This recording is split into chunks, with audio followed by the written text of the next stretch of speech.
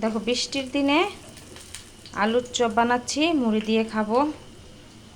চটপট 2টা আলু সিদ্ধ করে এই যে আলুর চপ বানিয়ে নিলাম। বেসন ছিল ঘরে, বেসন গুলিয়ে এই যে। বলো মুড়ি দা খেতে মজা না? বৃষ্টির দিনে সন্ধ্যায় নাস্তা হচ্ছে আলুর চপ মুড়ি মাখানো, ঝাল ঝাল করে মুড়ি মাখানো। দেখো এক হাতে কাজ করা খুবই কষ্ট। তোমাদের ভাইয়া দেশে থাকতেও আমি মাঝে মাঝে মুড়ি মাখানোটা পছন্দ করতাম, জানতো। মাঝে মাঝে বৃষ্টির সময় আমাকে আলুর চপ, বেগুনি, পেঁয়াজু এগুলো এনে দিত, আর আমি সন্ধ্যায় মুড়ি মাখিয়ে খেতাম। তো মাঝে মধ্যে মন চায় বৃষ্টির দিনে আলুর চপ বানিয়ে মুড়ি মাখানো মানে খেতে। তো আমার মতো কে কে মুড়ি মাখানোটা পছন্দ করো বৃষ্টির দিনে, সবাই একটু কমেন্ট করে জানিয়ে দাও।